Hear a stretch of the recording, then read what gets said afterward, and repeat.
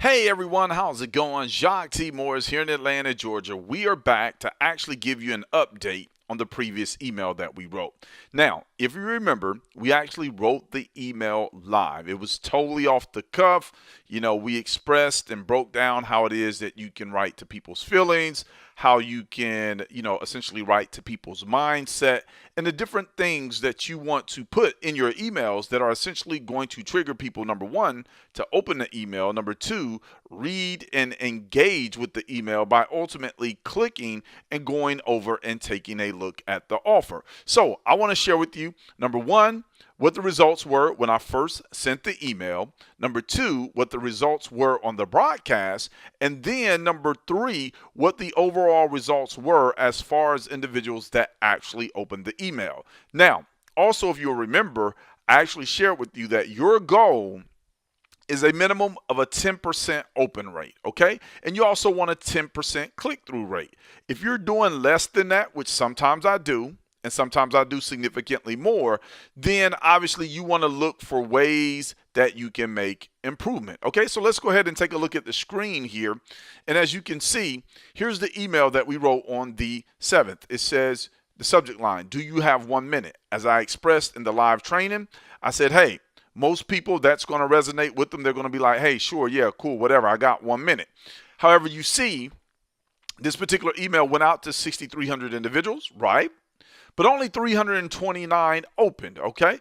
And then 20 people clicked. So, the clicks were significantly less than my standard or goal of 10%, but that's okay because we're going to go over here and you can see we sent that on the 7th. Look here. That one email, okay, generated $7.81. It generated one sale, all right? But here's the magic, if you will, and what it is that we do, okay? So that one email, which took, however long to write, and again, it was live, so I was talking out loud and really just kind of breaking some things down. Now, you may say to yourself, well, Jacque, that really wasn't worth my time. What you have to understand is that each and every email that goes out is your opportunity, number one, to get in front of your target market or audience, the subscribers on your email list.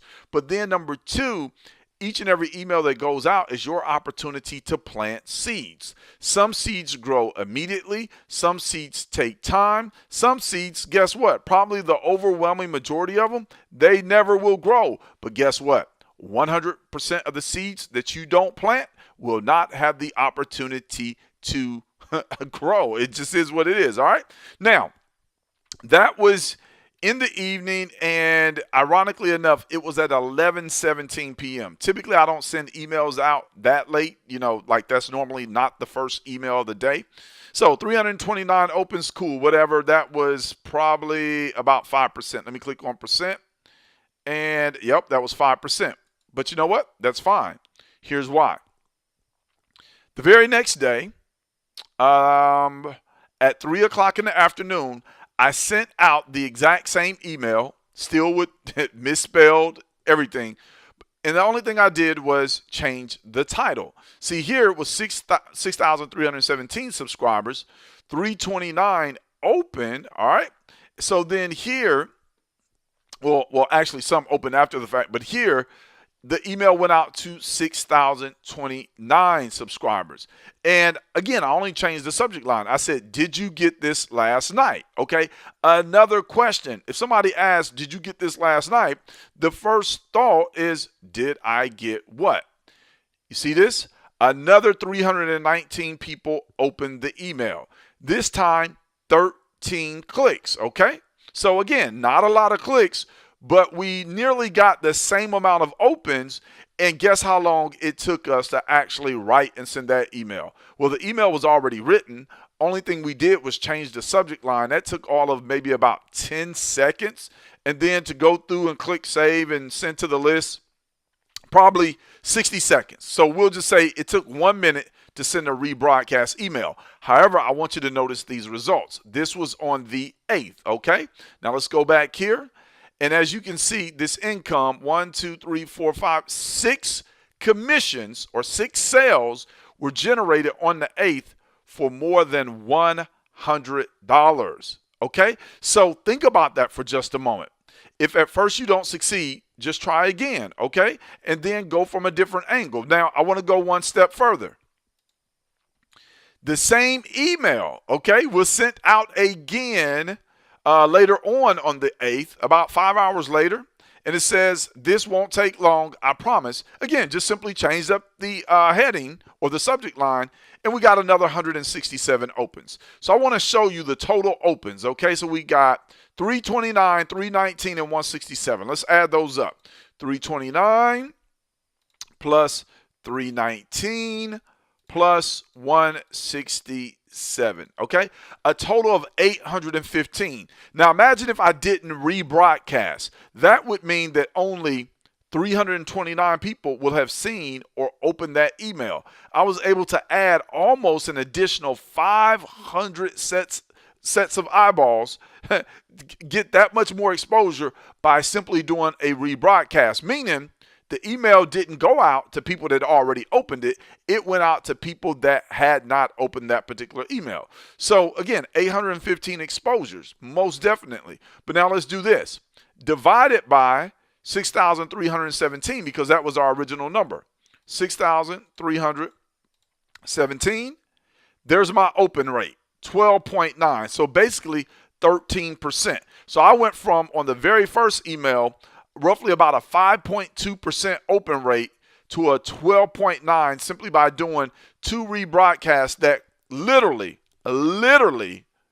cost me less than a minute of my time, okay? So you can see the first email, it got 1 sale. The second rebroadcast, it got 6 sales, generated over $100. The third rebroadcast didn't get any sales. So again, you never know which one is going to be a home run, which one is going to be a base hit. But one of the things that I want to encourage you to do is stay consistent with your efforts, because 100% of the emails that you don't write and that you don't send will absolutely, beyond a shadow of a doubt, unreservedly, they won't be open. So let me ask you, would it be worth 10 to 15, maybe even 20 minutes of your time per day, 3 to 5 days a week, to become effective at writing emails and making offers, so that way potentially you could generate 10, 20, 30, 40, 50, 100, 200, 300, 400, 500, or $1,000 in one day? Now, I'm going to share with you this other huge tip. Make sure you write this down and put it in your notes. It's this.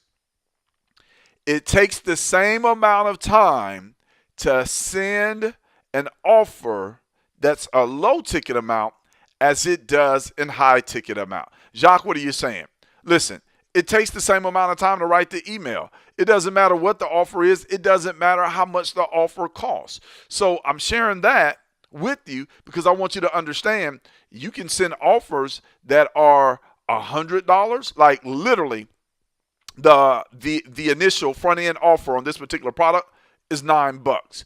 Imagine if it were $100, then my commission would have been at least $50 for the front end sales. And then most sales funnels have additional products that your potential customers and those that you are making referrals to are going to purchase. So instead of making 100 in a day, if the item that I was promoting would have been a higher ticket, perhaps I could have made 500 in that particular day. Now, again, I just want you to understand, it's the same amount of work. It's the same amount of time, okay? The key is your ability to remain consistent and not become emotionally attached to the results. Meaning, if you do good, great.